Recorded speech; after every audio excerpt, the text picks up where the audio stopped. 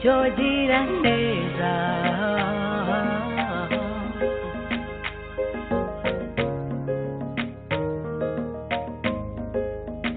yaririmbye indirimbo ndayikunda gukora neza aragahundwa impundu wamuganize bitunaniza ikindi kwariyo yaduhora dufuza uzagire neza wigendere iby'isi n'ibanga ritaziguye uzagire neza wigendere intezi zagusanga imbere yavuze ijambo rimama ku mutima ngo ukiriho urahora ukiranuka ntugakurikize imigani y'ababi ntukanicarane n'abakobanyi uzagire neza wigendere iby'isi n'ibanga ritaziguye uzagire neza wigendere intezi zagusanga imbere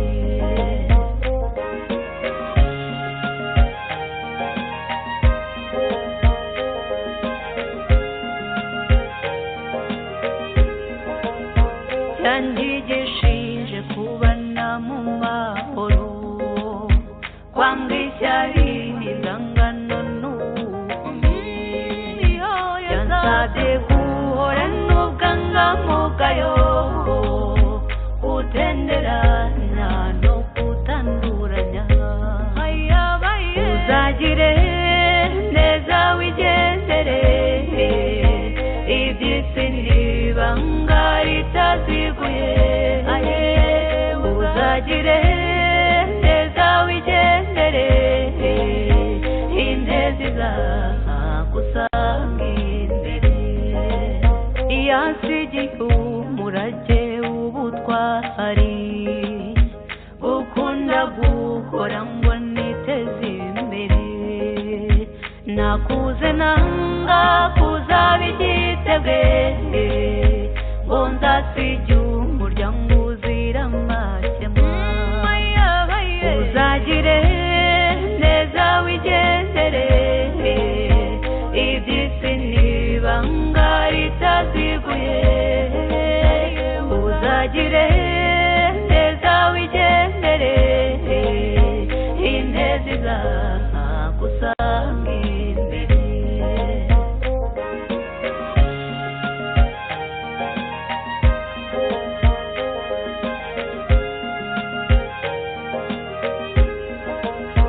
sintibagiye urukundo yanoje kwicisha bugufi no gufasha indushyi iyabatwara bagana ubupfura maze ubumuntu bukabona uzagire neza wigendere iby'isi n'ibanga ritaziguye uzagire neza wigendere intezi zagusanga imbere cyogira neza wigendere cyogira neza wigendere ubanga iby'isi ntakurura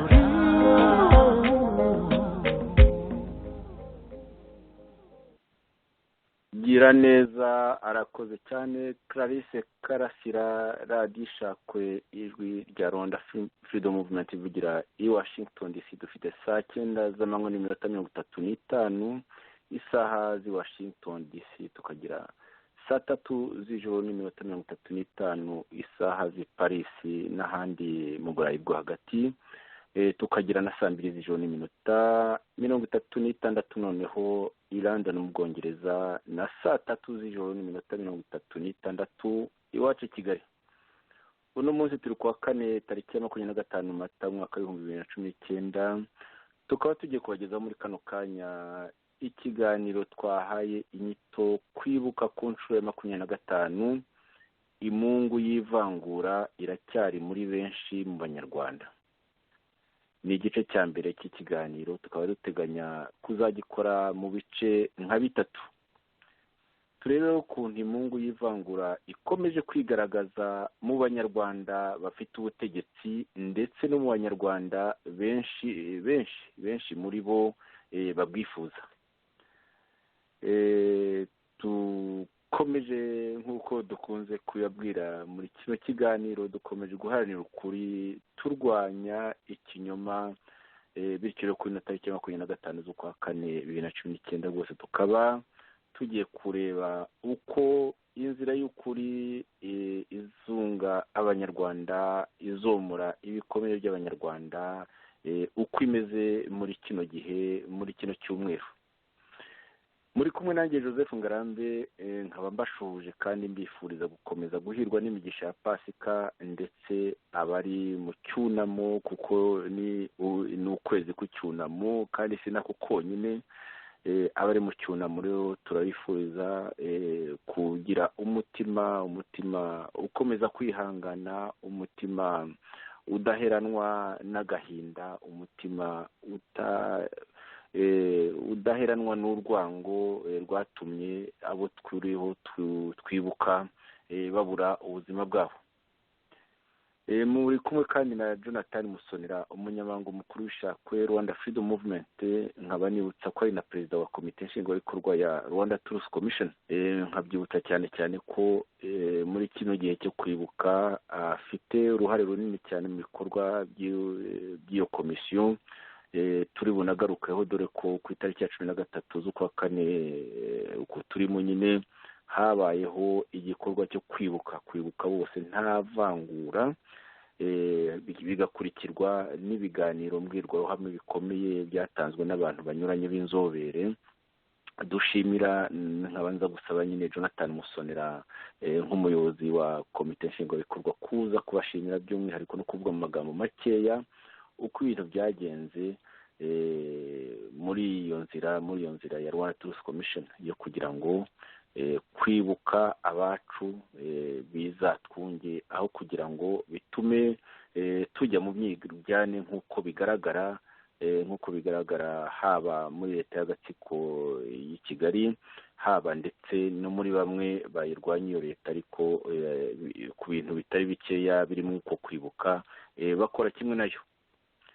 Jonathan rero nakubonye mikoro ndumva ifunguye, mikoro yawe ndumva nayifunguye, nakubonye irafunguye mikoro, wasuhuza abari watwumva none tugatangira ikiganiro. Urakoze muvandimwe Joseph, uraho, reka mbanze ngusuhuze nawe. Uracyabaho, mumeze mute aho ngaho mu Bwongereza? Rwose turashima Imana, akazuba kaje karimo umuyaga mukeya, ariko ntabwo bimeze nko mu minsi ishize. Ubu tumeze neza. Nagira ngo rero ngushimire nanone aka kanya tubonye ko kugira ngo twongere dusubukure ibiganiro byacu. Twari tumaze iminsi mu kazi katoroshye, kanahura n'iminsi mikuru ya Pasika.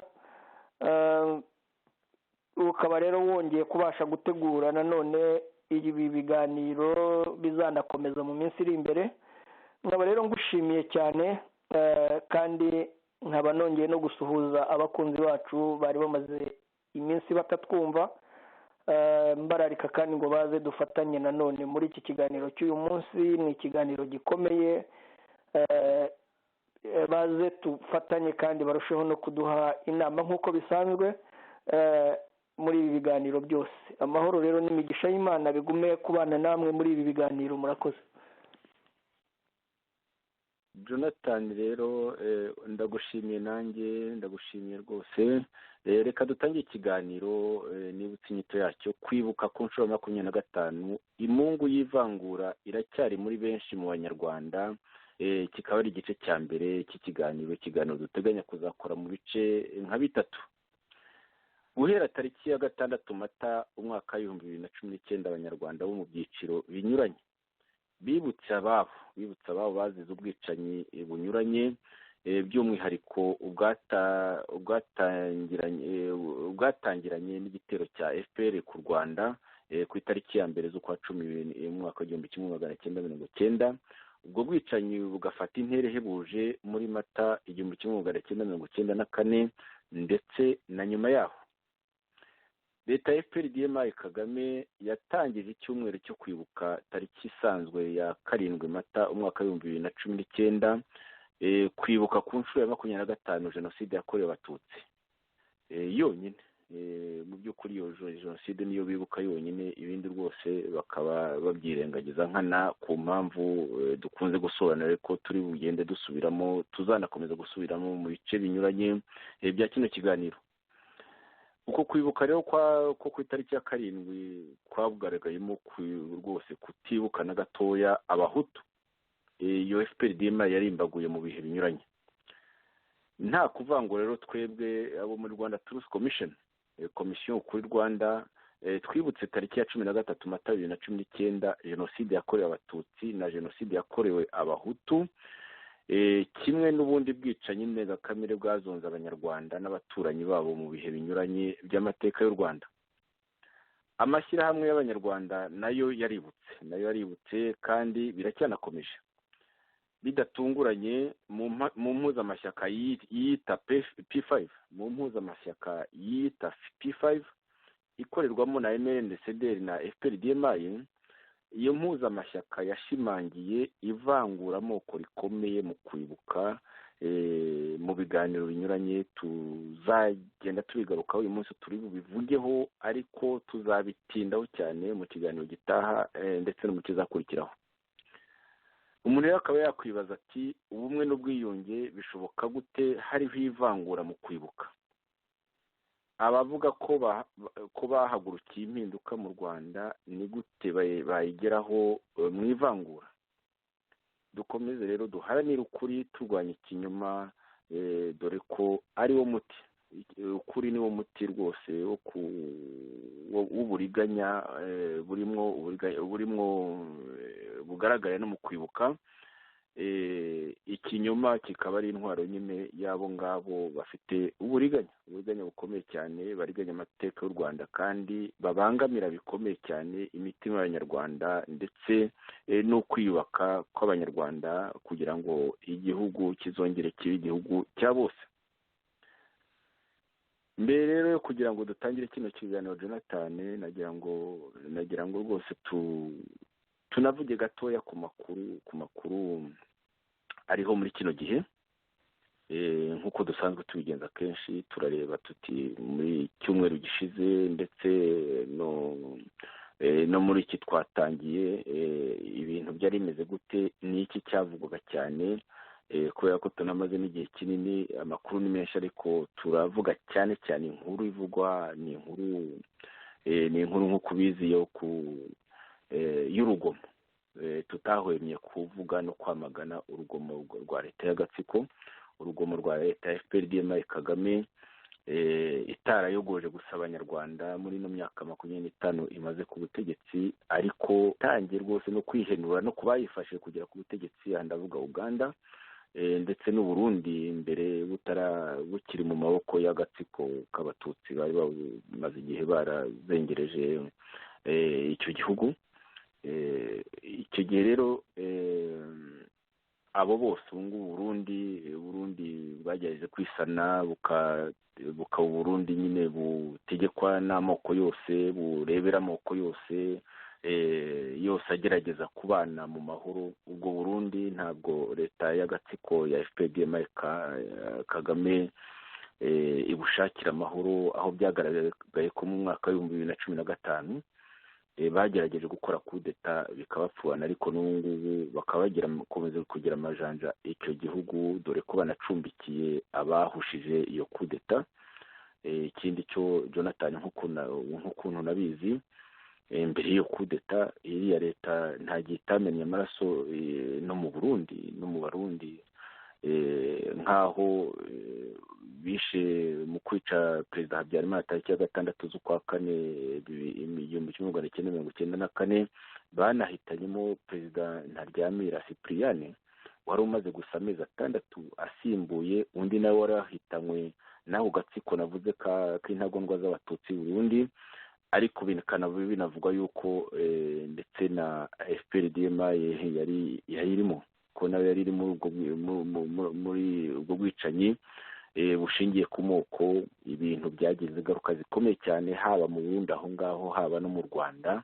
Bityo mu byo bitubabaje muri kino gihe, bakaba bifitemo uruhare, kabone n'ubwo urwo ruhare rwabo rutashobora na gatoya kwibagiza uruhare rwa MNDCD yahoraga iririmba ko izatsemba abatutsi nabo yitaga ibyitso byabo, kandi koko ikaza kubikora.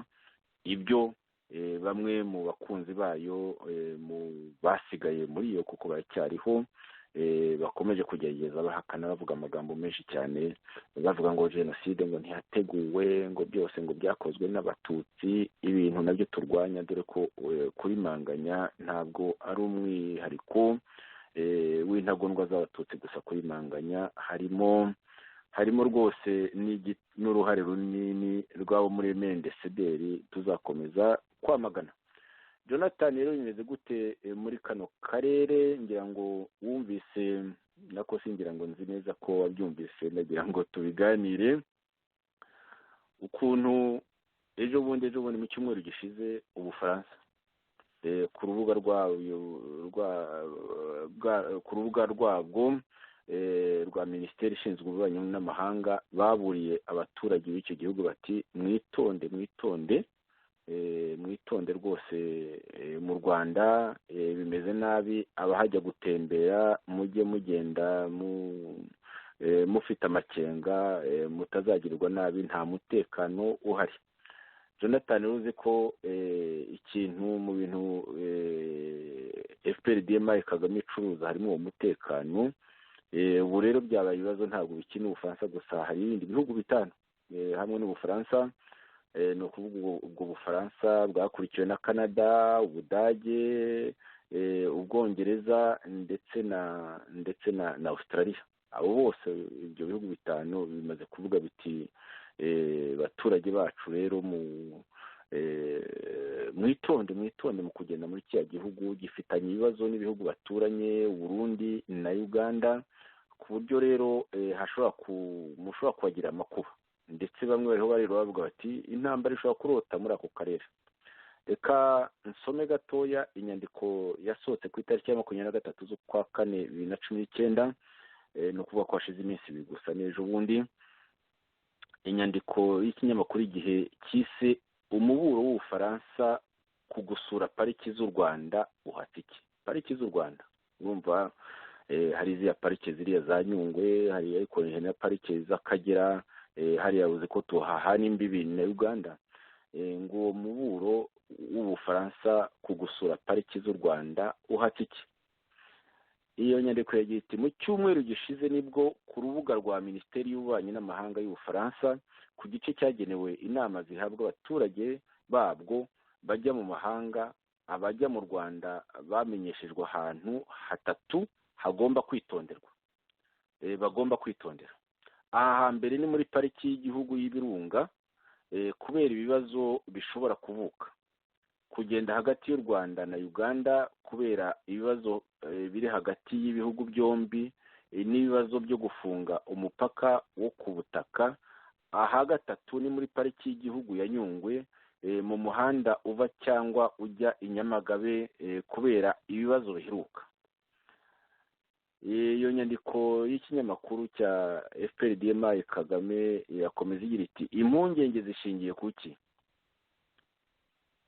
Kirakomeza kigira kiti mu bayobozi basura u Rwanda siko bose bahitira muri pariki y'igihugu y'ibirunga ibamo ingagi z'imisozi zitaba ahandi ku isi, ariko mu bagiyeyo nta wagize impungenge z'umutekano uretse iz'imiterere y'urugendo rwo kuzamuka mu rugano wigengesereye ibisura, ubundi bakaryoherwa no kwitegereza inyamaswa ihuje 99% n'ikiremwamuntu. Uheruka ni perezida w'inteko ishinga amategeko wa Nouvelle-Zélande Trevor Mallard wasuye umuryango wa Agashya ku wa gatandatu, kandi uretse igikuba ingagi yamukubise uretse igikubara ingagi yamukubise nta mpungenge z'umutekano yagize. Ni ibi rero Ubufaransa bwatinye. Jonathan, aho urumva nyine ko bagize impungenge. Ahangaha ngo barakomeza n'inyandiko ndende siri wisome yose. Hari aho bagira ati ku rubuga rwa Minisiteri y'Ububanyi n'Amahanga Ubufaransa bwanditseho ko bitewe n'ibibazo bishobora kubaho si byiza kujya muri pariki y'igihugu y'ibirunga. Pariki y'igihugu y'ibirunga, Jonathan, urahazi, ni mu rugano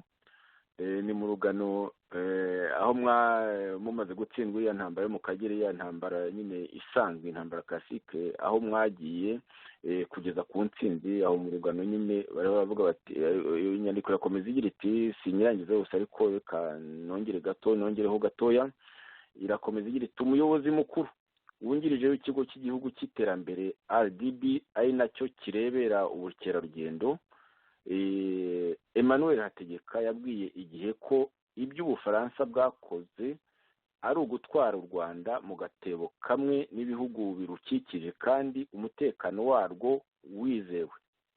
Ati nta kibazo na kimwe kiri mu birunga cyaba cyabiteye, ikibazo cyabaye ku ruhande rwa Kongo, uretse ko n'umutekano waho n'ubundi usanzwe utameze neza, hanyuma n'ibiheruka kubera muri Uganda aho bafashe ba mukerarugendo, ariko ku ruhande rwacu ntacyo. Jonathan, urumva ko bariho bagenda bahakana. Nagira ngo abifuza gusoma inyandiko yose bazayisome, cyangwa se bamwe banayisomye, ngira ngo urumva ko nyine harimo ibibazo bikomeye cyane. Ubukerarugendo ni kimwe mu bizanira u Rwanda amadovize menshi cyane, ariko urumva ko mu gihe nyine ejo bundi bariho bavuga bati Ubufaransa buri mu biki, wenda bari hafi kuvuga bati niko bwabaye, hakurikiyeho abanyakanada, hakurikiyeho abadage, hakurikiyeho abongereza, none n'abanyaustralia. Jonathan, ibyo bintu rero urumva ko ari ibintu bitoroshye, kuriya n'abongereza nabo bayishoboye. Yego kuriya kutumvikana n'ibihugu duturanye, urumva ko bitangiye kugira ingaruka, kuko tourisme ni ikintu gikomeye cyane mu Rwanda. Ni ubu ngubu ndumva aricyo kiri ku isonga mu kuzana amadovize. Urumva rero ko ubu bariho babuze ayo bacira n'ayo bamira, bikubiye byinshi. Ngira ngo uribuka yuko n'ejo bundi ku itariki ya 7 hashize ibyumweru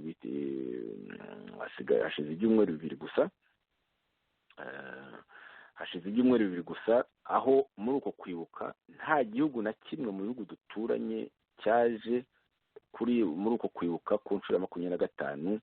Ibintu mu by'ukuri biteye kwibaza, haba ku mibereho y'u Rwanda muri kino gihe, haba ndetse no ku mibereho y'akarere no mu miryango ibihugu bigize ako karere byibumbiyemo.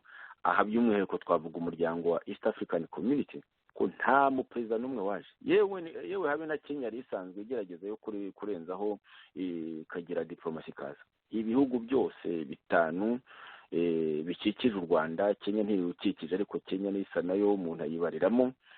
Jonathan, rero ijambo ni ryawe, ariko mbere wenda nagira ngo nishyireho na BBC uyu munsi. BBC yabivuze, BBC nayo yavuze rwose kuri icyo kibazo, ndetse nabaza uriya minisitiri Nduhungirehe nyine inzobere mu kubeshya, inzobere mu guhakana nyine n'ibimaze kugaragarira bose.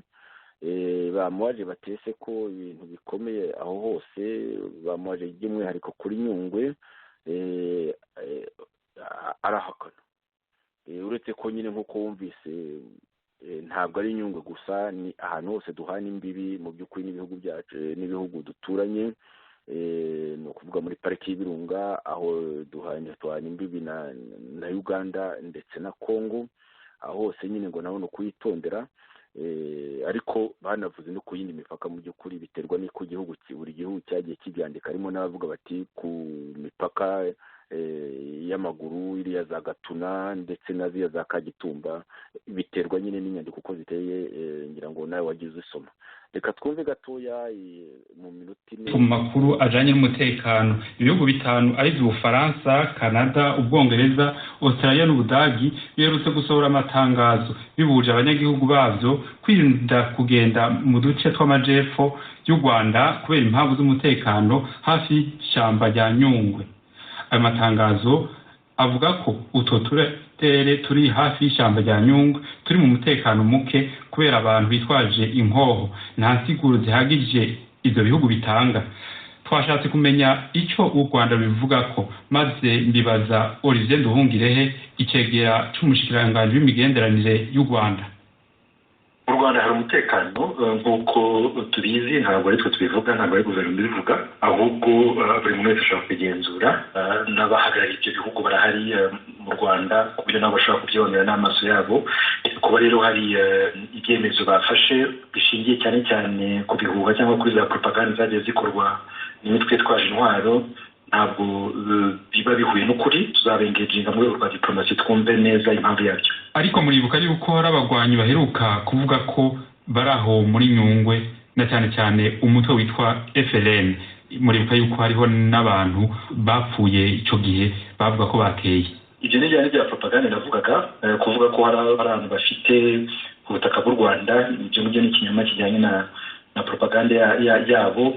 N'ibi ngibi birimo biba wenda nibyo baba bifuza, ariko turabizi hariya muri Nyungwe naho hari umutekano. Kuba harabaye rimwe cyangwa kabiri ibibazo by'umutekano tewe n'abantu baturutse i Burundi, ntabwo bivuze ko umutekano udahari muri ishyamba rya Nyungwe. Muribuka kandi ko abayobozi b'ingabo zo mu ntara z'uburengerazuba baheruka kwigisha inama abamotare mu karere ka Rusizi, aho basabye abanyagihugu kuraba abashobora konona umutekano. Ntimwumva ko haragahaze naho muguma muvuga yuko ibintu bimeze neza? Ibintu bimeze neza mu Rwanda, ariko hari umutwe cyangwa se iyo mitwe yitwaje intwaro ishaka guhungabanya umutekano mu Rwanda. Rero ntabwo twakwirara nk'abanyarwanda ngo tuvuge yuko byose bizaguma kumera gutyo, kuko iyo mitwe irahari ivuga. Niyo mpamvu inzego z'umutekano, igisirikare, polisi n'inzego za politiki duhora dukangurira nyine abanyarwanda kubungabunga umutekano wabo no gufasha inzego z'umutekano kureba cyahungabanya cyose uwo mutekano. Bivuga yuko hari ibibazo by'umutekano ariko ari bitoyi nk'uko mubivuga. Igihari ni uko hari imitwe yitwaje intwaro yanabyizigiye. Hari raporo y'impuguke z'umuryango w'abibumbye zakiriho Congo zavuze ko hari umutwe witwaje intwaro wa P5 ukorera iburasirazuba bwa Congo kandi ushyigikiwe karere. Hari n'indi mutwe nawe uhora uvuga ko washinzwe kugira ngo uhungabanye umutekano.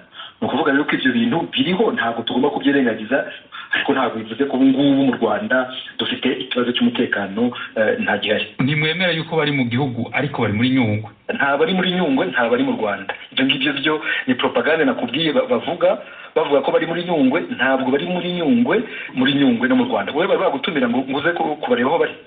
Uyu munsi nyene hari ibirori byari biteguwe yuko hari abagwanyi ba FLN bategerezwa kwakira bava mu Burundi.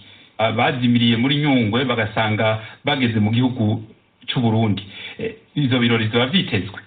Ibyo ntabwo mbizi nyene bya propaganda bahora bavuga. Kubera ko uwo mutwe wa FLN na MRCD ya Rusesabagina byose ni imitwe yitwaje intwaro, kandi imitwe y'iterabwoba. Twebwe mu Rwanda tukaba twaranohereje impapuro zo kubata muri yombi mu bihugu barimo, kuko bashaka guhungabanya umutekano w'u Rwanda n'uw'akarere. Ariko uko byagenda kose ni imitwe y'iterabwoba, imitwe yitwaje intwaro. Tukaba rero twiteguye gukomeza nyine kubungabunga umutekano wacu. Olivier Nduhungirehe. Jonathan, ngira ngo wumvise ati hari imitwe nk'iya P5 ngo kana nyine ngo ngo akanama k'abagize umuryango w'abibumbye ngo kanabyo kavuze, urumva ko biya twahoze tuvuga tuti harimo abakunda kubeshyerwa, ariko na leta ya Kigali ikababeshyira ku mpamvu zayo zo gushaka nyine ukuntu icecekesha batavuga rumwe nayo, harimo iyo P5 iyo twavuze.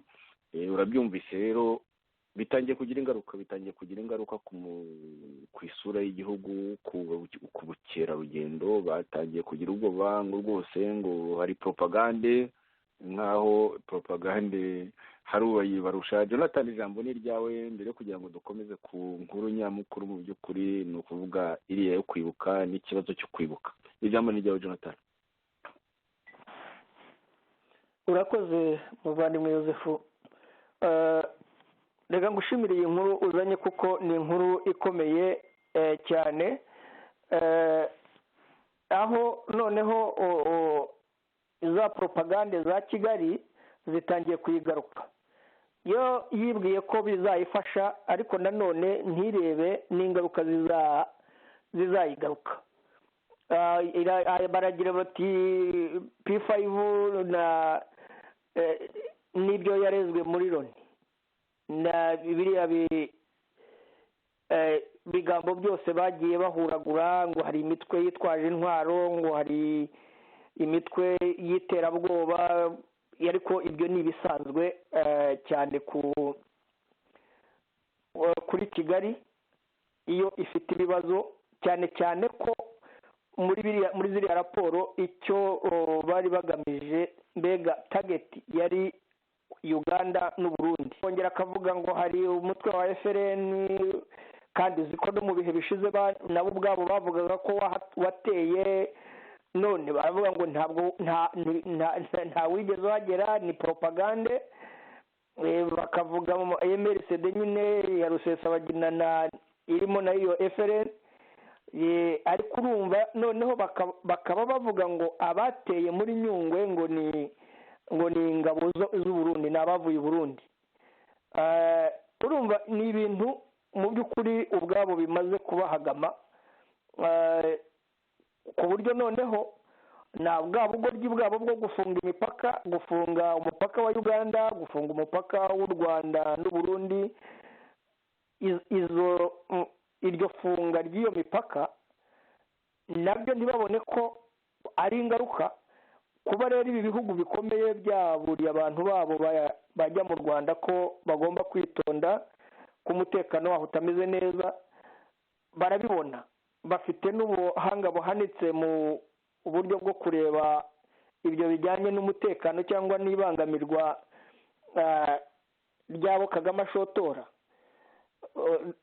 Urumva rero bagezaho noneho babura ibyo basobanura, bavuga ngo rwose umutekano urahari, ngo abantu bazaze barebe.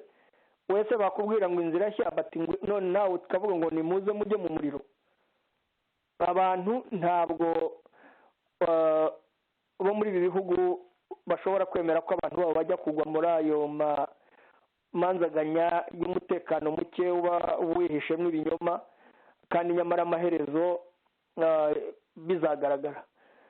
Ibyo rero ni ibyo Nduhungire hasobanura,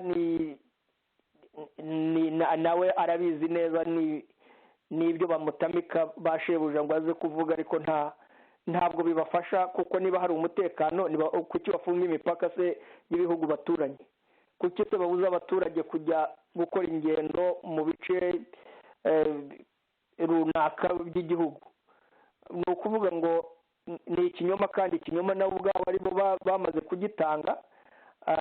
Ikindi, umubano mubi uri hagati y'u Rwanda n'ibihugu bituranye, Burundi, Congo, Tanzania, Uganda, mu by'ukuri ni ibikwereka ko u Rwanda amahanga amaze no kuruhaga. Ikindi, tugarutse no kuri iyi ngingo yo kwibuka, aho abantu bose, isi yose yabonye ko mu by'ukuri n'ibihugu bituranye nta bagiyeyo kwizihiza iyo myaka 25 ya jenoside. Ni ikikwereka rero ko u Rwanda ruri mu bwigunge, uretse ko na shebuja wabo nta n'icyo biba binamubwiye, yanabataye muri ayo marira, we yigira kwirebera umupira muri Amerika, asiga n'abawurebye kuri televiziyo zabo mu gihugu babafunze, we ajya kureba mu mahanga n'umuryango we. Ibyo ni ibintu tumenyereye by'urugambo rwa Kigali, ariko ntabwo rushobora kubuza ibigomba kuba, kandi ntabwo bazahoza abanyarwanda mu kinyoma no kubafungirana. Amaherezo byanze bikunze ibi byose bizaturikira mu maso yabo, nk'uko ibyaturitse mu gihe cyo ku ngoma ya Habyarimana. Nawe yarangiye Kagame amuhanuye. Kagame rero nawe ntazi uko ibyo bizarangira.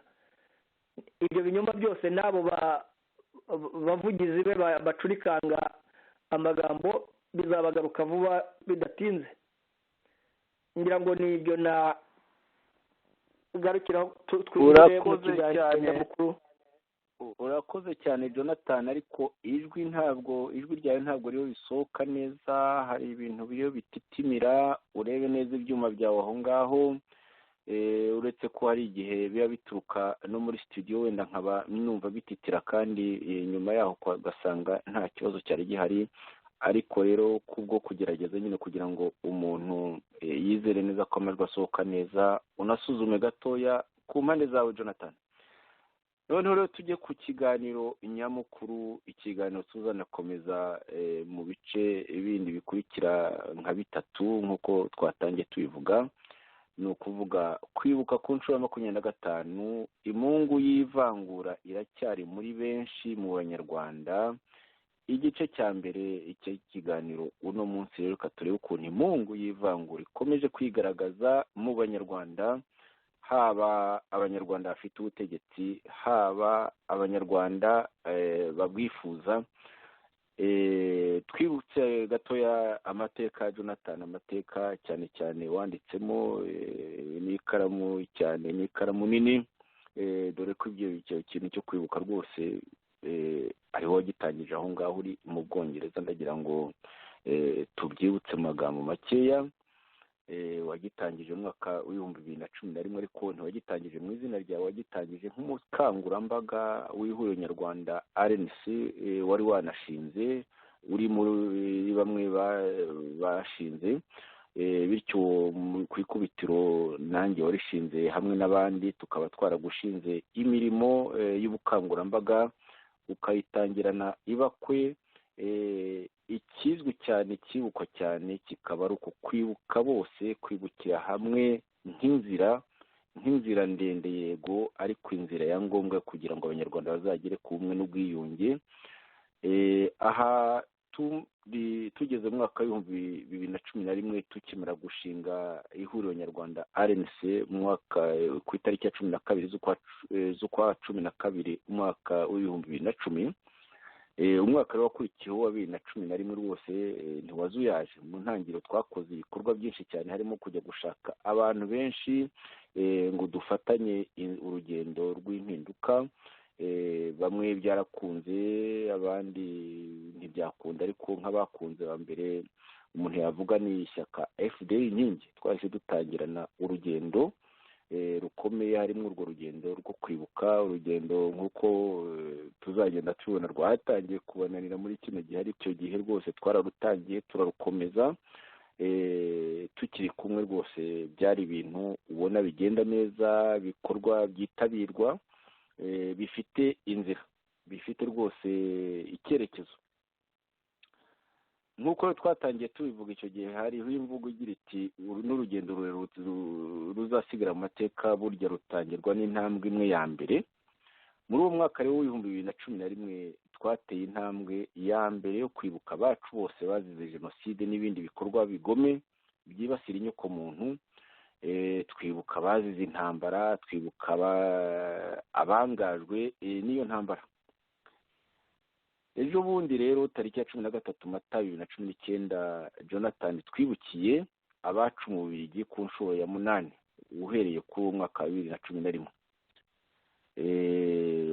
urugendo rugana ubumwe n'ubwiyunge bizirana n'ivangura rukaba rero rukomeje kuri twebwe, ndetse icyizere cyo kuzarusohoza rwose tukaba tugifite ari cyinshi cyane kuva twashinga Rwanda Truth Commission, komisiyo kuri Rwanda, komisiyo kuri Rwanda twashinze mu mwaka w'ibihumbi 2016, tukayishinga twitwa icyo gihe New RNC, ni ukuvuga ihuriro nyarwanda rishya, ariko bidatinze rwose urwo rugendo n'uwo mushinga tugahita tufatanya na bagenzi bacu bo muri MN Nkubiri, ndetse hashize umwaka duhita tunashyira hamwe rwose byose ubwo twarumvikanaga muri byose, dushyira hamwe dukora ishyaka ishakwe Rwanda Freedom Movement, bityo imishinga yose yaba ya MN Nkubiri yaba ya New RNC yose ijya hamwe nk'uko nyine ayo mashyaka yagiye hamwe.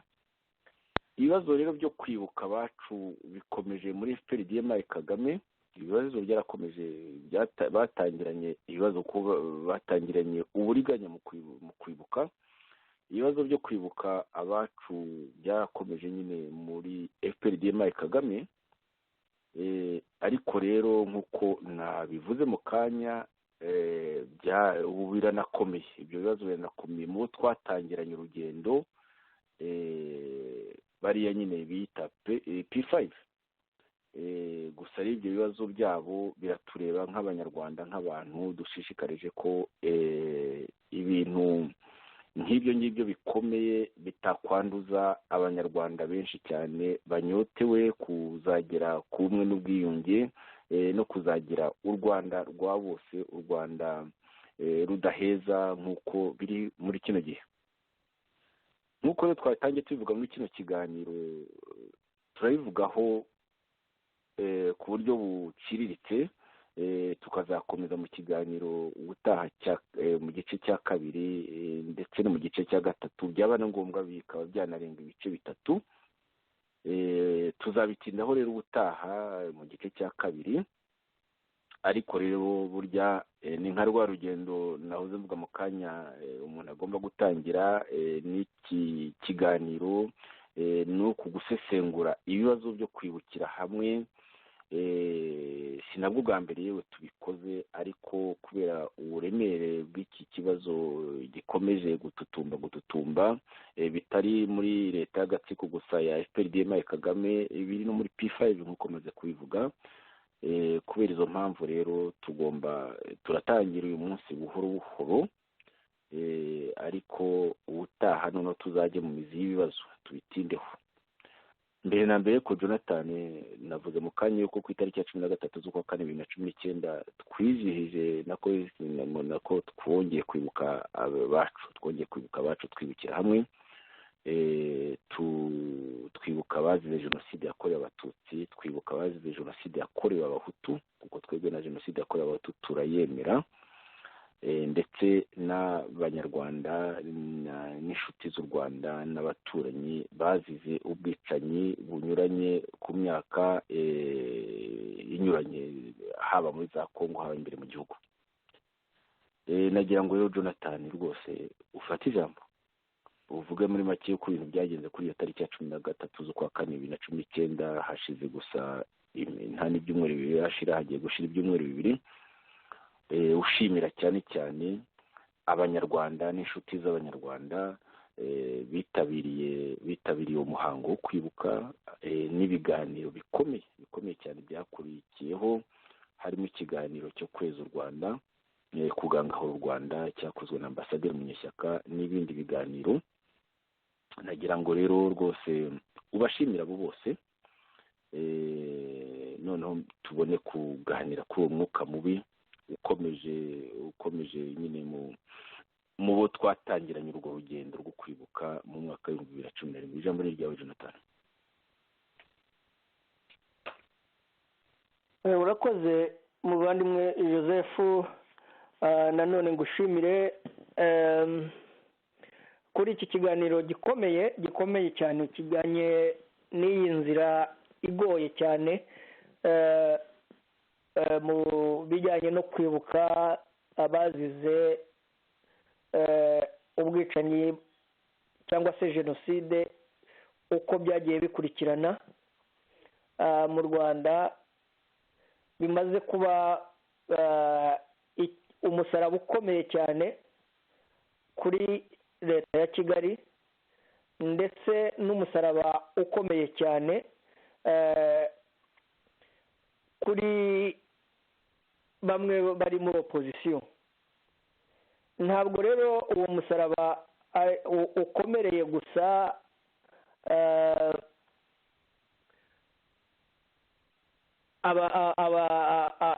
aba Kigali, ukomereye cyane mu by'ukuri na opozisiyo, kubera ko kugeza uyu munsi wa none udutsiko twubakiye ku bwoko, yaba ari udutsiko tw'intagondwa z'abatutsi cyangwa se udutsiko tw'intagondwa z'abahutu, kugeza ubu ngubu. Urumva wowe ijwi risohoka neza Jonathan? Urumva ijwi risohoka neza? Rirasohoka neza, ahubwo sinzi ibibazo ufite muri studio wowe. Wenda nshobora kuba ari igihe ufite ibibazo, komeza. Niba wumva wowe risohoka neza komeza. Buri gihe nta kibazo mfite, nakomeza noneho. Niba wumva bisohoka neza, yego komeza. Nagira ngo nkomereze ku cyo wari ukomejeho, uburyo twatangiye iki gikorwa cyo kwibuka. Ndagira ngo nibutse abatwumva ko ubundi iki gikorwa inkomoko yacyo ikomoka ku bantu bari abasirikare bahoze muri FPR n'abahoze muri XFR. Mbere y'uko dushinga na RNC twari twaragize igitekerezo dukora ishyirahamwe ry'abo basirikare twari twarise Warrior Back. Donc abasirikare barokotse basigaye mu ntambara, twihuje twari abasirikare bari muri iyo mitwe yombi, ari FARE na RPA. Urondore harimo ku gice cya FARE harimo abitwa ba Rufonsi. Tuza kwicara rero dutekereza ko dukwiye gushyiraho igikorwa cyo kujya twibukira hamwe abari abasirikare. Nicyo byari bigamije. Noneho tumaze gushinga RNC, igitekerezo nakigejeje kuri aba bagenzi banjye twari twarashinganye, koko n'ubundi twari kumwe no muri RNC. Tuganira uburyo dukwiye noneho gushyiraho igikorwa cyo kwibukira hamwe ari abazize jenoside yakorewe abatutsi ndetse n'abahutu batabashaga kwibuka.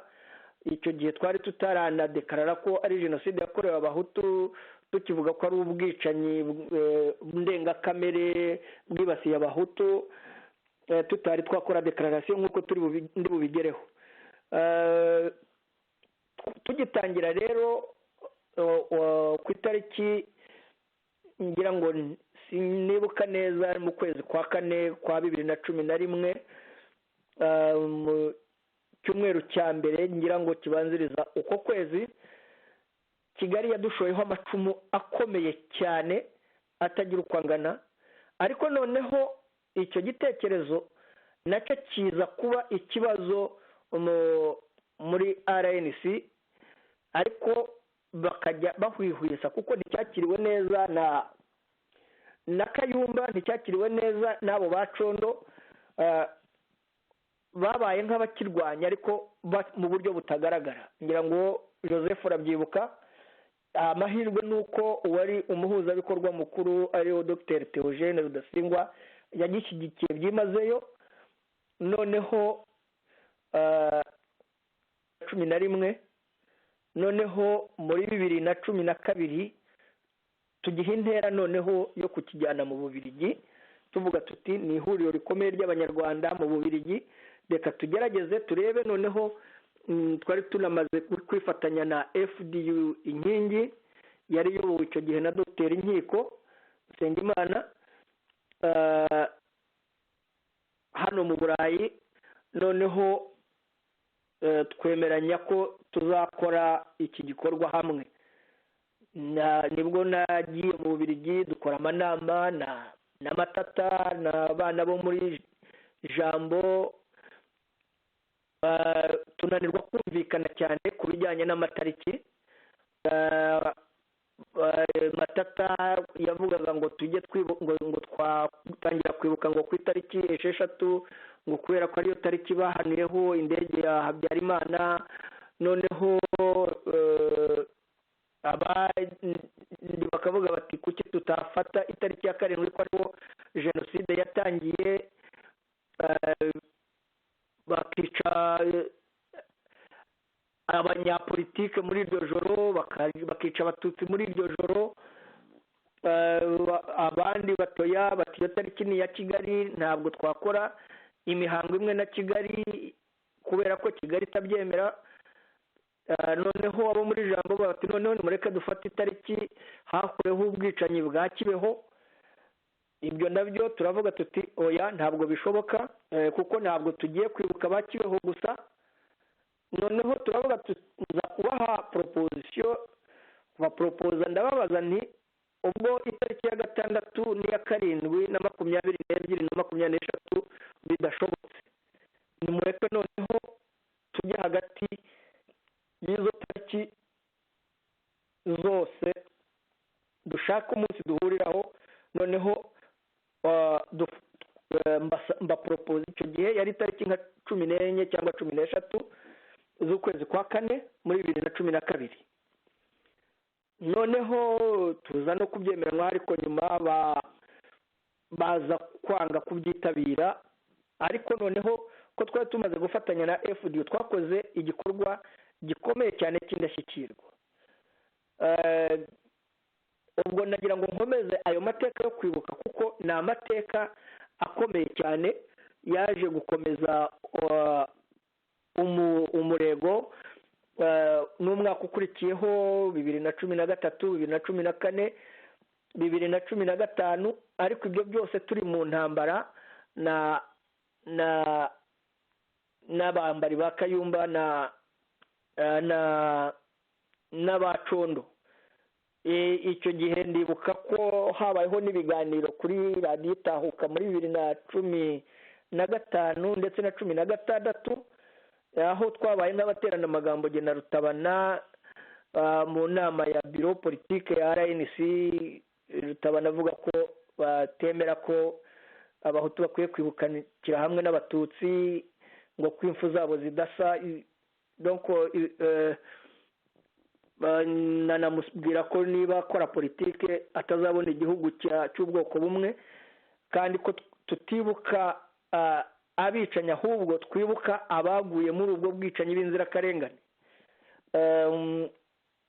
bikomeza bityo kugeza aho ibi bitekerezo byose twari dufite byagiye bigira inzitizi cyane, zikomoka cyane ku macakubiri ya Kayumba n'agatsiko k'abasirikare, ndetse na sederi yari iyobowe na Condi, bashaka kuyobya uburari bw'amateka kugira ngo basenye igitekerezo twari twubakanye RNC, cyane ko twubaka RNC umugambi wari uwo gushyira ukuri kose hanze, ari nako twari dushingiyeho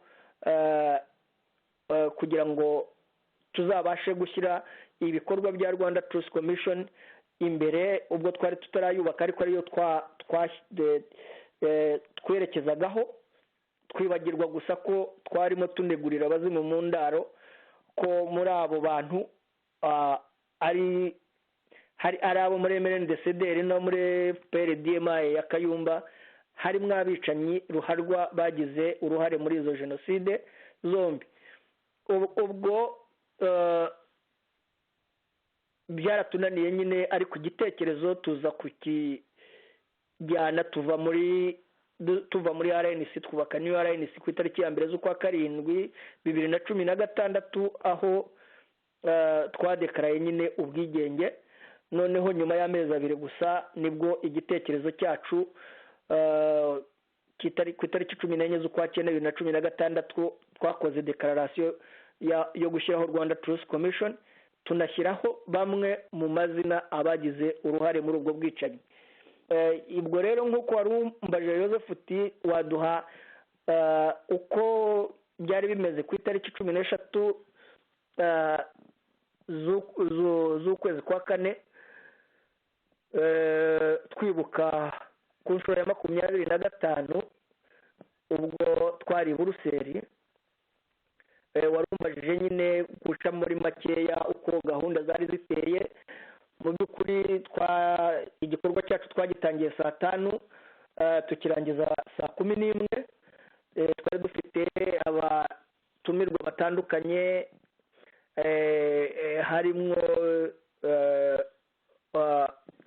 umusaza w'umunyacyubahiro dukunda cyane w'umunyakuri, Ambasaderi Ildefonse Munyeshyaka, wabashije kutwigisha no kutwereka umuco n'amateka yacu n'ibibazo dufite, ko hari ingorane zagiye zibaho mu mahano yagiye aba mu Rwanda kuva mu gihe cy'abami. Ayo mahano ntahanwe cyangwa se ngo agangahurwe no ku gihe cya za Rucunshu muri 59, 73. Ayo mahano yose 90 ko byagiye bisiga igihugu mu marorerwa, ko igihugu gikeneye kugangahurwa. Nyuma twaje guhabwa nanone n'ibiganiro n'undi mutumirwa wacu umuzungu witwa Jean Fram, avoka international, nawe waduhaye ibiganiro ku bijyanye na justice na crime zakozwe na FPR. Noneho Dr. Theogene Rudasingwa nawe na Faustin, ex-Prime Minister w'u Rwanda, baduha ibiganiro ku mateka, kuvuga ngo never again, ko ntibizongere, ko bidashoboka igihe mu gihugu hatari amahoro. Nyuma rero mu masaa 9 twaje kujya muri pause, dufata icyo kunywa n'icyo gufungura. Noneho nyuma nza gukurikiraho saa 9:20 aho natanze ikiganiro ku kuri n'ubutabera, ntangamo n'inyigisho nkunda kwifashisha cyane yo muri Bibiliya, yo kuvuga ngo nubwo wavuga indimi z'abantu cyangwa iz'abamarayika udafite urukundo ntacyo byakumarira, ko kutagira urukundo ngo twubakire ku rukundo ari byo bihora bisenya buri gihe igihugu cyacu, cyangwa se abantu bagahora bubakiye ku kinyoma. Nyuma mu masaa 10:10 twumvise ikiganiro cy'umunyamakuru witwa Peter Verlinden, aho yatanze ikiganiro The Long Way to Judy Rivers in Praise of Blood. Iyo testimonial ya Peter Verlinden, aho yatanze nyine ikiganiro kuri iyi nzira ya ndende y'igitabo cya Judy River. Nyuma batumirwa baje guhabwa ibibazo, batanga ibibazo n'ibisubizo, abandi batanga ibitekerezo. Saa 11 dusoza gahunda yacu nk'uko yari iteguwe. Muri make ngira ngo nibyo naba mvuze, tugakomeza ku gice gikurikiraho.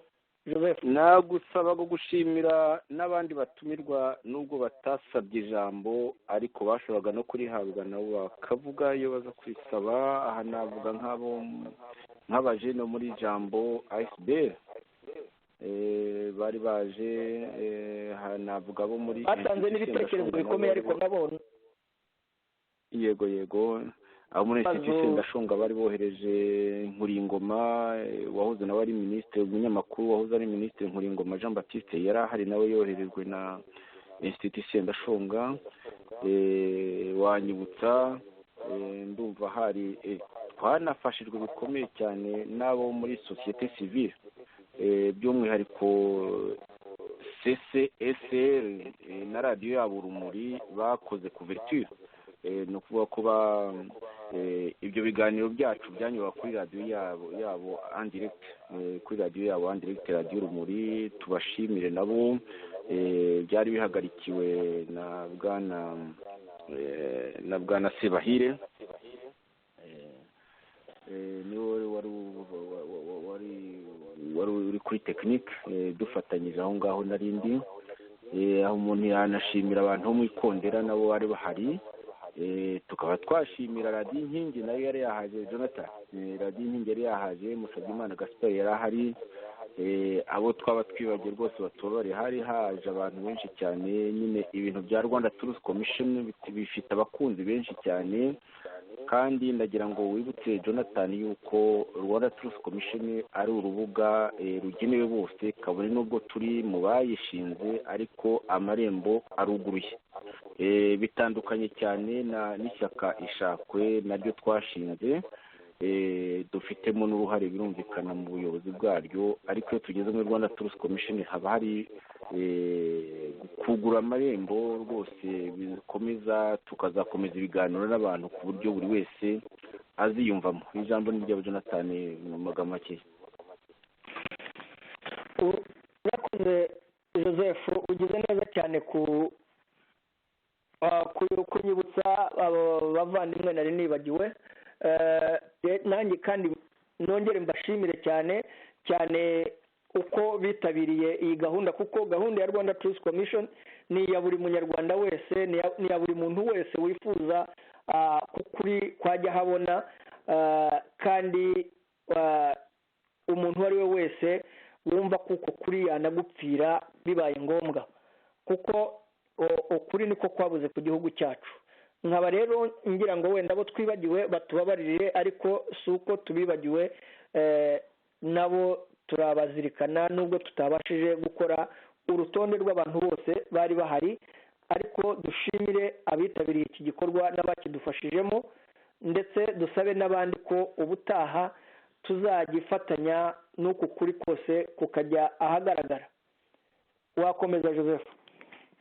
Urakoze cyane Jonathan, wakoze cyane kwibutsa amateka, iyo nzira ndende yo kwibuka, inzira hagomba kubaho gutera intambwe ya mbere, nk'uko bitangira ku rugendo rukomeye ruzasigara n'amateka akomeye. Byose bitangirwa n'intambwe ya mbere. Ahangaha nyine twibukije ko wabitangiye rwose mu izina rya RNC mu ntangiriro z'umwaka w'ibihumbi 2011, ndetse tukaza no kugira amahirwe bagenzi bacu twari dufatanyije nabo icyo gikorwa bakakigira icyabo, bityo kikaba icya platform. Ahangaha rero hari hakiri ubuyobozi rwose, tujya tuvuga ko icyo gihe hari ubuyobozi, ko hari busole campus, ko hari busole muri ayo mashyaka yombi. Muri iyo platform byagaragaraga bitari nka biya bintu bindi by'ibihu bavuga ngo bya P5. Aha nakwibutsa ko muri uyu mwaka, mu mwaka wa 2015, twibuka nyine urwo rugendo twatangiye mu mwaka wa 2011. Mu mwaka wa 2015 aho twiteguraga twebwe na bagenzi bacu muri FDU Inkingi kwibuka ku nshuro ya kane, uhereye nyine mu mwaka wa 2011, aho twitegura kwibukira mu Bubiligi ku nshuro ya kane. Abari bayoboye FDU Inkingi ni ukuvuga Dr Nkiko, nyine umuyobozi wari uri hejuru y'abandi muri hano mu mahanga, Dr Nkiko Nsengimana na Dr Theogene Rudasingwa ku ruhande rw'ihuriro nyarwanda, ku ruhande rw'ihuriro nyarwanda RNC. Abo bose nyine bari basinye itangazo ritumira banibutsa neza urwo rugendo, bibutsa urwo rugendo. Hari aho rero bagiraga bati urugendo rumaze imyaka 4, urwo rugendo rumaze imyaka 4 ni rurerure, amateka yarwo amaze kwiyandika kandi biracyaza.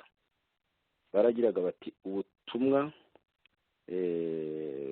buri kubiye muri urwo rugendo, bukubiye nyine muri ibyo dukora, nta kuntu buri wese atabona. Baragiraga bati ninde utajya abona ukuntu ayo mateka y'urwo rugendo amaze guhahamura umwicanyi n'umuriganya Paul Kagame. Ati urugero bari yagiraga bati urugero si urwa kera, ejo bundi tariki ya 7 Mata 2015 atangiza ukwibuka kurangwa n'ivangura n'uburiganya, mwabonye ukuntu uwo Paul Kagame ateshaguzwa, ibyagaragariye buri wese nko kwiheba, gukataza mu gushimangira ivanguramoko no gushakisha intambara. Barakomezaga bakagira bati amahanga nayo yakangukiye gendo, ibyo nabyo mukaba mwarabyumvise muri iyo mvugo yikomye BBC na Rwanda's Untold Story. Ati ibyo byose byasabye rwose byatewe n'uko abanyarwanda bakubiye cyane cyane muri iyo mpuzamashyaka yari ihuje amashyaka ya RNC na FPR nako na FDI inkingi, yari yariyemeje urwo rugendo kandi koko yararuteruye neza Jonathan. Gusa rero nk'uko tuza kubibona, nk'uko tuza gutangira kubibona, tukazaba tuzanakomeza kubireba mu biganiro bitaha, urwo rugendo rwaje kuba akaga, bimaze kuba nyine akavuyo, bimaze bya bibi byose usanga muri FPRDM bimaze kwigaragaza, bya bibi byose usanga muri MRNDCD bimaze kwigaragaza, dore ko muri izo organization zombi harimo abantu uvuga ubwicanyi bagahamuka kuko babukoze. Tujya tubivuga ariko tuzongera tubigarukeho, ni nacyo kibazo nyamukuru gituma nyine bariganya muri uko kwibuka, kuko kwibuka abacu bapfuye biragoye utibutse n'ababisha bariho. Muri rwego rwo kuvugisha ukuri uravuga uti twapfushe abacu, ukatura ukavuga abarira bakarira, ababahoza bakabahoza, ariko uvuga n'ababishe, uvuga aho baguye, amatariki bapfiriyeho, n'ababisha bariho. Muri abo babishe rero harimo abahamurwa no kumva no kukwibuka, wanabikomoje uvuga uti abo muri MNDCD baconda barabirwanyije, uko Kayumba barabirwanyije, ariko rero kuva twane kwitandukanya nabo twe tugakomeza uwo mushinga. Noneho intambara igeze habi nk'uko tuzabibona mu kiganiro gitaha. Dukomeze gatoya nibutse ikintu wenda utavuze Jonathan. Uko kwibuka byari bisigaye twashaka ko bijya bibera henshi bishoboka aho turi, bikabera rimwe ku itariki twagennye, ariko tutagiye mu ntambara y'amatariki ndubyo wabyibukije ko wabyibukije ibyo ngibyo. Bamwe baravuga bati ku itariki ya 7 Mata kimwe na Kigali tutoya, ntitugiye gukora nka Kigali, abandi ku itariki ya 6 umunsi w'abantu b'indege ya Habyarimana tuti oya ntitugiye aho ngaba. Bati ku itariki ya 20 tutoya, tuzajya dufata itariki itari izo ngizo.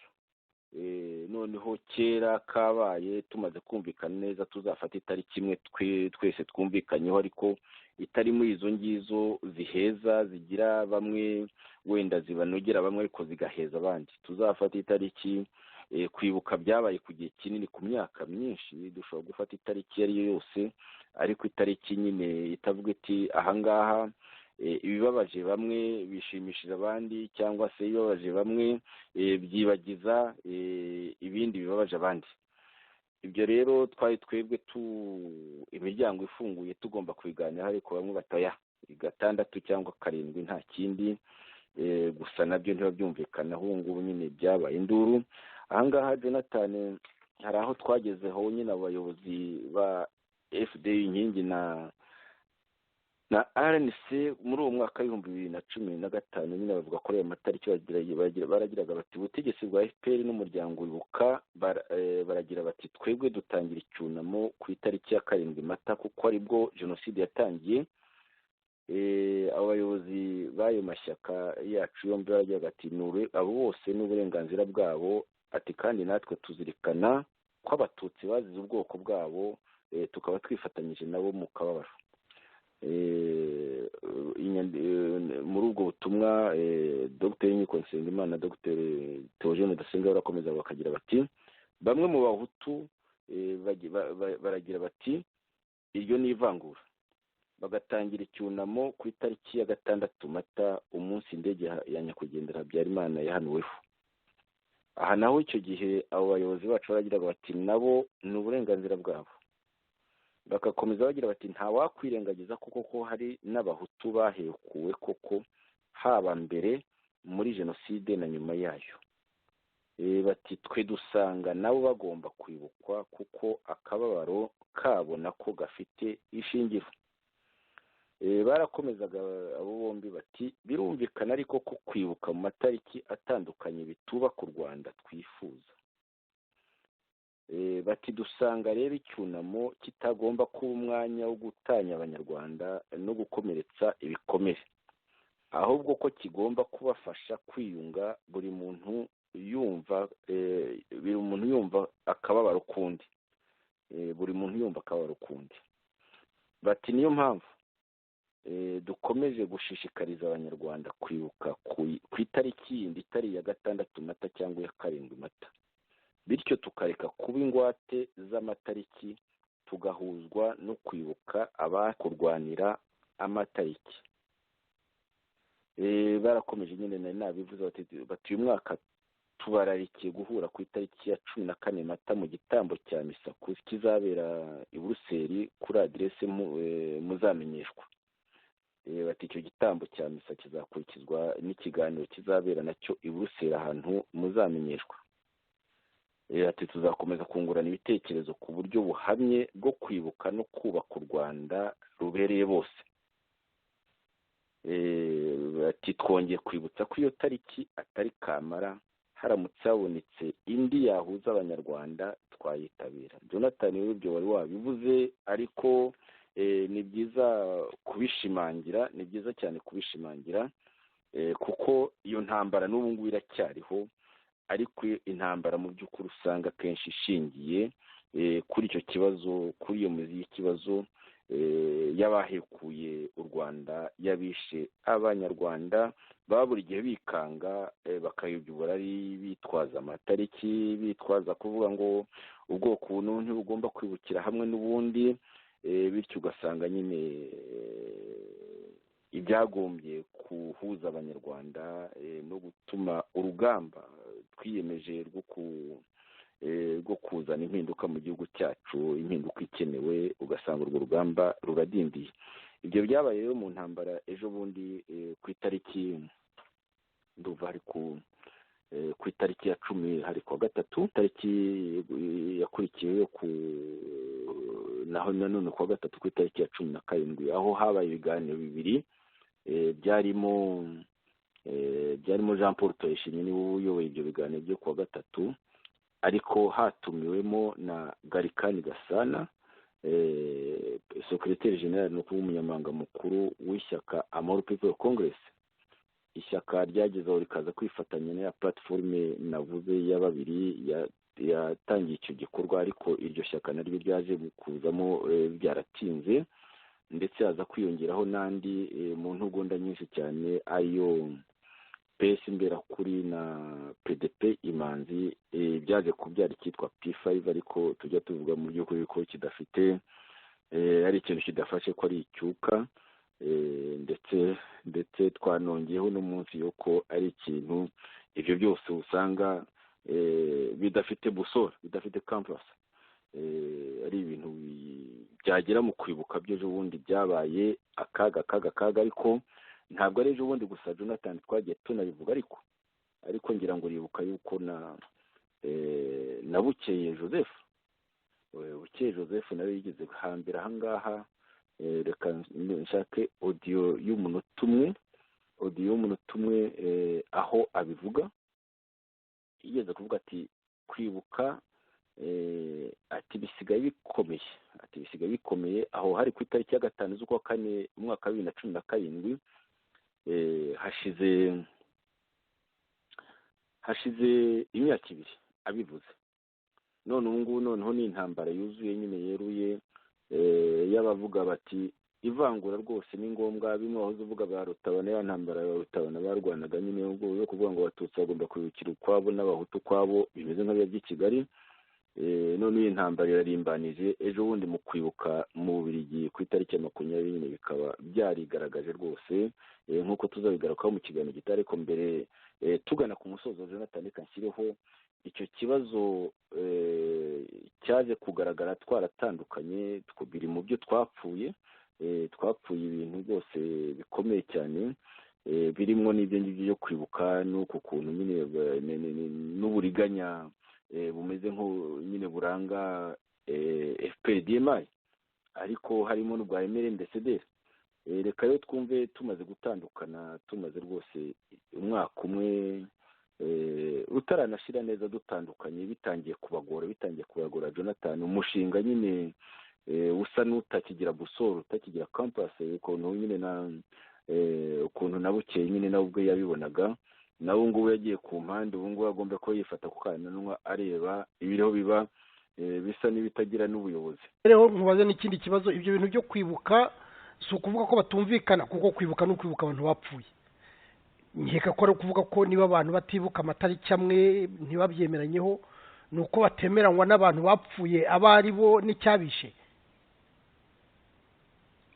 ni ibyo koko ni naho impaka nyinshi zihera. Ntabwo abantu bumvikana ku bantu bapfuye aba ari bo, ntabwo abantu bumvikana ku bantu bagomba kwibukwa aba ari bo, ntabwo abantu bumvikana ku bantu bagize uruhare mu marorerwa yabaye mu Rwanda. Ikintu cya mbere bamwe baragira bati tugomba kwibuka abantu bazize jenoside yakorewe abatutsi. Ubwo abo ngabo ni benshi mu batutsi na bamwe mu banyamahanga babakikiye. Abandi bakagira bati tugomba kwibuka abantu bose inzirakarengane kuko nta n'umwe wagombaga gupfa bishwe. Abenshi bakaba ari mu bahutu bavuga batesi abantu ingabo za FPR zishe kuva muri 1990 kugeza n'ubu ngubu bamwe bagipfa, abo bantu bo kuki batagomba kwibuka. Aho ngaho nkeka ko ariho impaka nyinshi zituruka. Jonathan rero uwo ni bukeye ku itariki za 5 z'ukwa 4 umwaka 2017 hagiye gushira imyaka nako hashize imyaka 2 abivuze. Twari tumaze gutandukana ibintu byaratangiye kubayobera. Nagira ngo usoze nagira ngo ufate ijambo nyine uvuga kuri iryo jambo no kubiriho tuzagarukaho mu gice cya kabiri cy'ubutaha ugana ku musozo. Jonathan ijambo ryawe.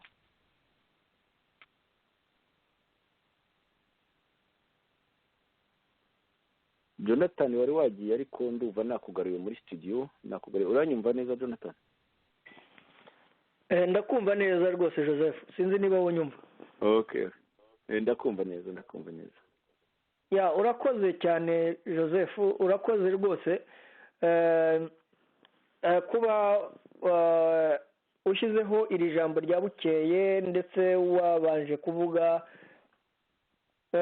ku ijambo ku biganiro byanyuze kuri radiyo Itahuka byakozwe na Garikani na Jean Paul Turayishimye.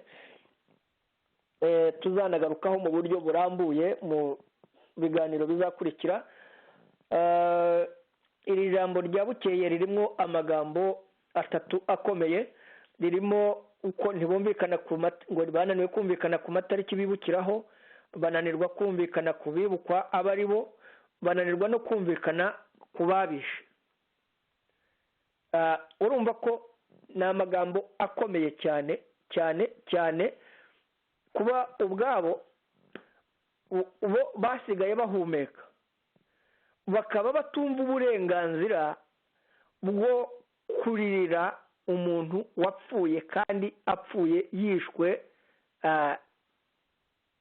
na bamwe mu banyarwanda ari bo bari muri politike cyangwa se mu dutsiko twari tuyoboye igihugu tugatoza abantu kwica abandi, cyangwa se igisirikare cyari gifite ubuyobozi bugakoresha bamwe mu basirikare babo kwica abaturage bakananirwa kubyumvikanaho. Nibyo nabanjirijeho ko utu dutsiko twa MRND-CDR na FPR-DMI Kayumba ari ikibazo gikomeye cyane muri opozisiyo, kuko ni udutsiko tw'abatutsi n'udutsiko tw'intagondwa z'abahutu. izi ntagondwa rero za muri aya moko yombi ni nazo ntagondwa zo kwa Kagame. Unanibaza utese ni iki bundi gituma barwanya Kagame? Ni iki bamurusha? Niba mu by'ukuri aya mahano yagwiriye u Rwanda akaza kuvukamwo ibyaha bya jenoside, ari jenoside yakorewe abatutsi na jenoside yakorewe abahutu, uyu munsi wa none aya mashyaka ya opozisiyo akaba arimwo abo batutsi n'abo bahutu badashobora nabo ubwabo kubyumvikanaho, kandi bavuga ngo barwanya Kagame. Mu bituma barwanya Kagame harimo ivanguramoko, ubwicanyi bushingiye ku bwoko, ubusahuzi n'ubugizi bwa nabi n'urugomo mu buryo butandukanye mu turere, mu karere dutuyemo. Wakwibaza utese ubu uwabaha igihugu byagenda bite? Icya mbere aragira ati ntabwo bumvikana ku matariki. None se ko tukiri hamwe iyi tariki twari twarayisetinze ku buryo buri mwaka mu kwezi kwa kane ku itariki ku cyumweru gikurikira itariki ndwi ariyo Kigali yibukiraho, twari twaremeje ko ariyo tariki, aricyo cyumweru tuzajya twibukamo.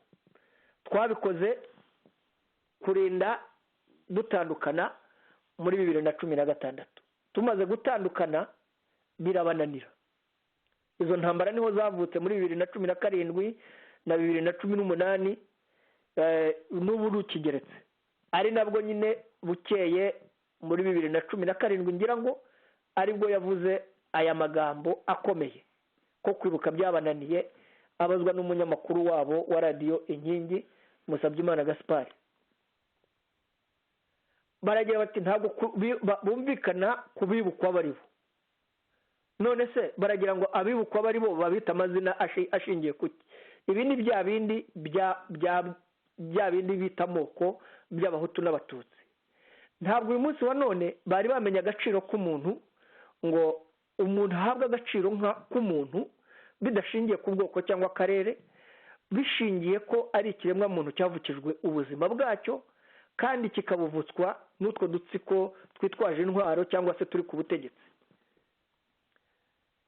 Aha ndashaka kuvuga ko abibona muri ubwo bwoko bw'abatutsi bwatsembwe muri 1994, abibona muri ubwo bwoko bw'abahutu bwatsembwe kuva 1990 kugeza muri n'uyu munsi wa none. Abahutu bagiye bicwa mu buryo butandukanye, uretse ko muri uyu munsi wa none kugeza ubu ngubu n'abatutsi iriya leta ya Kagame ibeshya ngo ni leta ngo ifasha abatutsi yabamariye ku icumu, bakaba batabasha kumvikana ku kwibuka abantu bapfuye.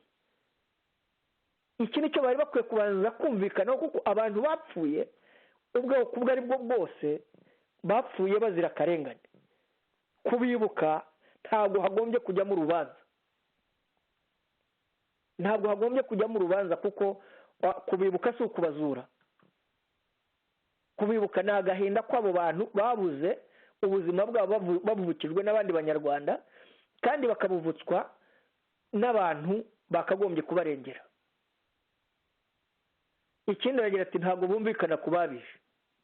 Kutumvikana ku babishe ni ukubera iki?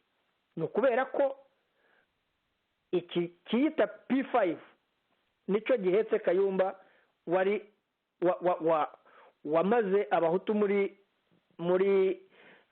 Igiti, Gikongoro, Ruhengeri, Gisenyi, inkambi zo muri Kongo. Bakaba batabasha kugira ikintu bumvikanaho kubera ko Kayumba niwe uyoboye utu dusiko tw'abatutsi, baba ari aba bari muri RNC cyangwa mu mahoro. Ntabwo bashobora kumvikana kuri iki kintu, kuko nabo ubwabo iki kintu cya jenoside yakorewe abatutsi ubwabo ntabwo banagisobanukiwe, kuko babaye bagisobanukiwe bakabanje kwibaza batese ubundi aba batutsi bishwe bazira iki? Bazize ubwoko bwabo, bazize uko baremwe, kandi bicwa biturutse mu dutsiko twa MNDCD twari tuyoboye igihugu. kuko abatutsi n'abahutu mbere y'uko inkotanyi zitera muri 90 nubwo abatutsi mu gihugu bari bafite aho bimirwa mu mibereho y'igihugu cyane mu mashuri mu kazi, ariko mu buzima busanzwe n'abahutu benshi ntabwo ibi bintu bari babifiteho uruhare. Abenshi muri bo ni abaturage bihingira, babanaga n'abatutsi bahingirana igihe mu gihe urazi ko mu Rwanda habagaho icyo bita ubudehe ntabwo bwavanguraga ubwoko, barahingiranaga bagasangira ku kigage bagataha banezerewe. Urazi ko abanyarwanda bubakishaga ibyatsi cyangwa se ibyondo n'ibiti. Umuntu wabaga inzu ye yaguye barateranaga bagashigisha ikigage bagahura bakubaka iyo nzu bagaca ubwatsi ibya nyakatsi bakagenda bagasakara, umuntu akajya mu nzu bidashingiye ku bwoko. Yaba ari umututsi wagize ako kaga, abahutu n'abatutsi barateranaga bakamwubakira. Ariko igihe cyose habonetse urwitwazo rw'udutsiko tuba turi ku butegetsi, twagiye tugira ibitambo bushingiye ku moko cyane. Murabyibuka Yozefu nka revolisiyo yo muri 59 iba, akaga kabaye ku batutsi, barameneshwa, inka zabo ziraribwa, bahunga igihugu. 73 Habyarimana ashaka gukora kudeta, atangiza intambara mu mashuri, batangira kandi aho nanone haboneka ibitambo by'abatutsi bigomba gupfa, baricwa, abandi bahunga igihugu.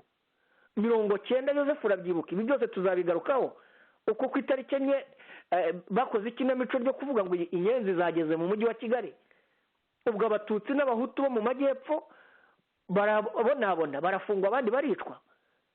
Ari nabyo ndetse byateye abana b'abatutsi benshi ndetse n'abahutu bo mu Nduga gusanga inkotanyi. Abasanze inkotanyi abenshi muri bo zarabishe. Aya ni amahano tugomba kuvuga. Aha rero kuri uyu munsi wa none aya mashyaka yitwa ngo ari muri P5 akaba uyu munsi atumvikana uburyo bagomba kwibuka, ntaba yumvikana kubibukwa bari bo, ntaba yumvikana no kubabisha. Ni ukuvuga ko afite ikibazo. Ni nayo mpamvu twe dutandukana n'iyi mitwe ya opozisiyo twari dufatanije tukubaka New RNC tukaza kubaka Rwanda Truth Commission, nuko iki gitekerezo ntabwo bacyumvaga.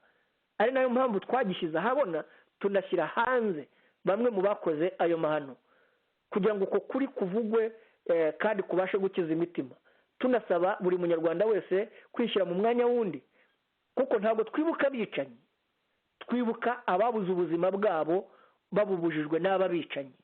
Ahubwo tugasaba ko aba bicanyi bashyikirizwa inzego z'umutekano cyangwa se inzego z'ubutabera kugira ngo bahabwe ibihano. Aha rero ni ikibazo gikomeye cyane, ni nabyo tuzagarukaho mu magambo arambuye mu biganiro bizakurikiraho. Yozefu, niba hari icyo naba nibagiwe nawe wamfasha, urakoze. Jonathan, nta kibagiye rwose, uranakoze kwibutsa yuko tuzabigarukaho ku buryo burambuye, kuko ibi bintu ni amahano agomba nyine guhanwa rwose, tukabyamagana, tugatangira ibintu hakiri kare, kuko ntibyakomeza gutya ntaho twazagera. Urakoze rero kwibutsa ko inzira twari twashinze itari iyo ngiyo nyine ibintu bimaze gufata. Aha nibutse yuko ikiganiro turiho turangiza twagihaye inyito kwibuka ku nshuro ya 25 imungu y'ivangura iracyari muri benshi mu banyarwanda. Iki kikaba cyari igice cyacu icya mbere. Imungu y'ivangura nyine ikomeje rwose kwigaragaza mu banyarwanda bafite ubutegetsi no mu banyarwanda benshi babwifuza. Aha twavuze opposition, twavuze by'umwihariko ikiyise P5.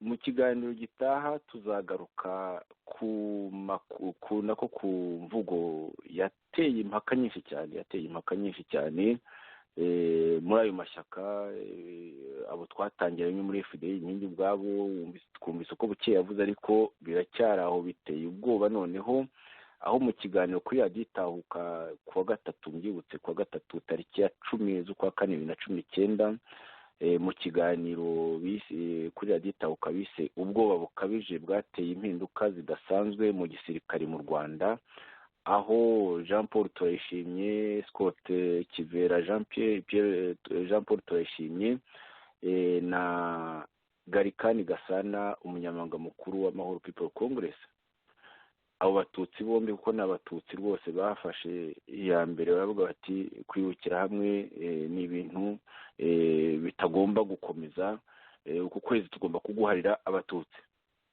ukwezi kwa kane rero Jonathan nk'uko bizi rwose ntabwo kwapfuyemo abatutsi gusa hapfuyemo n'abahutu batagira ingano tuzabigarukaho tuzanabyerekana tuzabyibutsa abo banyaburiganya bafite uburiganya nk'ubwa FPRDM Kagame ntibyakiriye aho ngaho ariko abantu baranabamaganye barimo n'ababo rwose barabamagana noneho baza kongera hashize mu cyumweru cyakurikiyeho ku wundi wa gatatu wakurikiyeho ku itariki ya 17 z'ukwa 4 mu kiganiro bise umwanzuro ku rubanza ku bishe Colonel Patrick Karegeya ejo muri Afurika y'Epfo muri icyo kiganiro nyine buri wese haba mu cyambere haba mu cya kabiri urumva ko inkuru nyamukuru ntabwo zari izongeza ariko bagiye bajya muri icyo kibazo cyo kwibuka cyari kibabangamiye bavuga amahano aho ndetse umunsi wo kwibuka ugeze i Buruseli ku itariki ya 20 bigeze umunyamakuru Musabyimana Gaspard yaranditse ati bukeye bwaho rwose barayibibutse ku itariki ya 20 na nyuma y'ibyo biganiro bimaze kuvuga yaragize ati kuvangura abapfu n'ubukunguzi kwibuka bose i Buruseli ku itariki ya 20 z'ukwa 4 2019 titre kuva kuri YouTube wese yashaka kuvangura abapfu n'ubukunguzi mu yandi magambo Jean Paul Turayishimye Scott Kivera rwose na mu izina rya Kayumba Nyamwasa na FPRDM ye hamwe na mu by'ukuri barakorana muri ibyo ngibyo hamwe na Garikani Gasana nk'uko tuzabibona mu kiganiro gitaha tubararike rwose kugira ngo tuzabisesengure hano rwose hano tugerageze kugangahura opposition tuzabirera mu cyumweru gitaha rwose nagira ngo ufite mwaye muduteze amatwi muzitabira icyo kiganiro cy'umweru gitaha tuzasesengura ayo mahano ubwo bukunguzi ku mugani wa Musabyimana Gaspard rwose aho turemeranywa nawe tuzasesengura ubwo bukunguzi tunashake n'amasubyo nshuti mwari muduteze amatwi cyari kiganiro kwibuka ku nshuro 25 imungu y'ivangura iracyari muri benshi mu banyarwanda igice cya mbere icya kabiri nk'uko tumaze kuyabwira kikazaba ari ubutaha mwari kumwe nanjye Joseph Ngarambe hamwe na Jonathan Rebo nshuti mwari muduteze amatwi rero ababaye bose mukomeze mwihangane ndetse n'abafite agatege mukomeze mushyigikire abababaye ijoro ryiza aho bwize umunsi mwiza aho bwari ukiriho sinigeze nsaba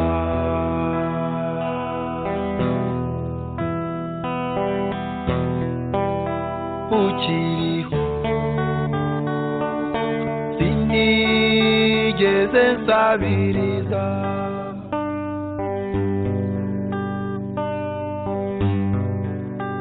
ukiriho sinigeze nigunga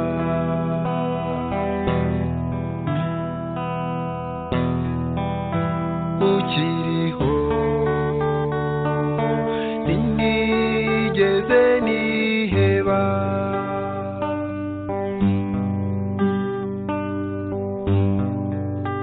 ukiriho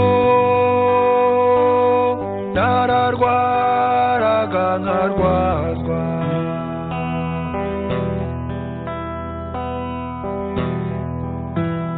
ukiriho narabyaraga ngahembwa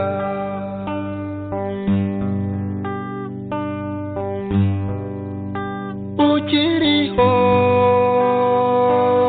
naragendaga ngaherekezwa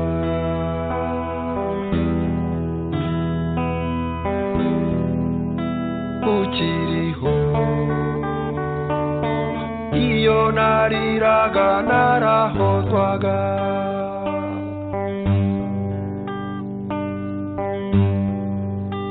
ukiriho barakunyubahiraga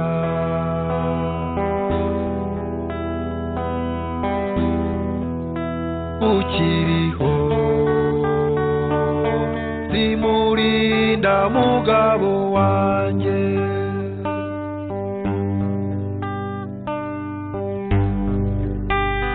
none dore waransize unsiga ndi jyenyine none dore waransize n'abana bose murajyana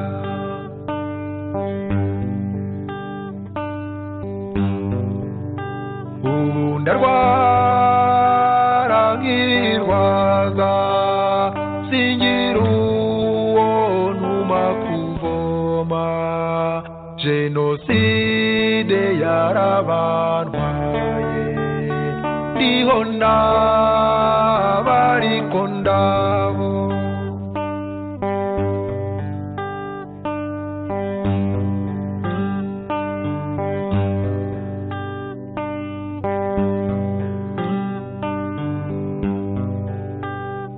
urya munsi badutwikira urya twakomeje guhunga ku cyumweru bamaze kukwica twebwe twahungiye mu mibyuko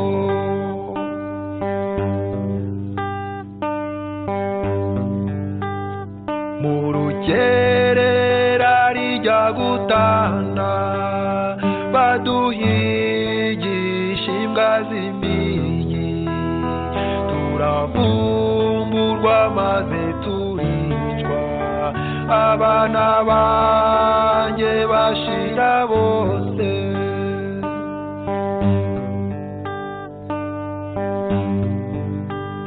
ngenya nkumbura utwana twanjye ubiyaba bari bagihari ubiyaba bari bagihari wenda nanjye banshyingira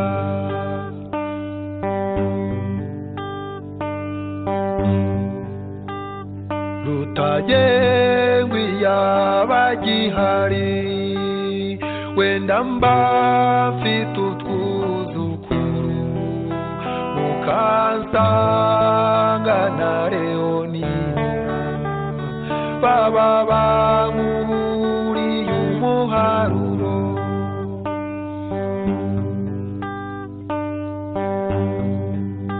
naho kiretwa bucura bwanjye ubu wenda bamfasha amatungo ay'Imana yanjye unsuburize utwana twanjye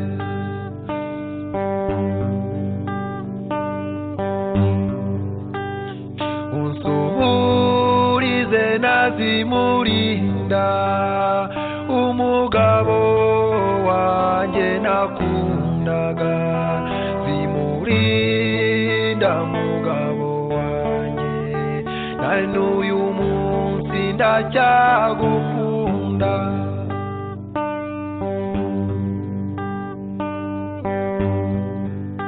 burya gupfa karasi ikintu kubishike biragatsindwa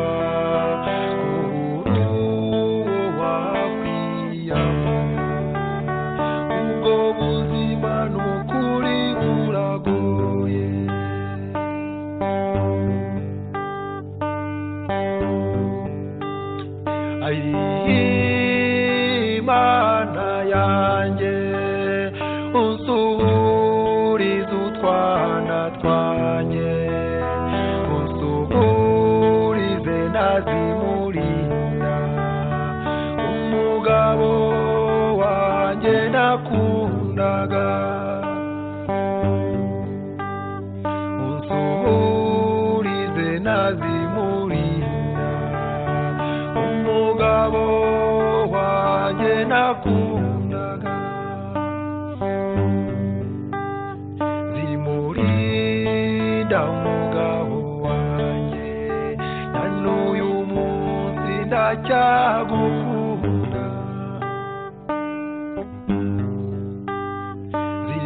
zimurinda umugabo wanjye na n'uyu munsi ndacyagukunda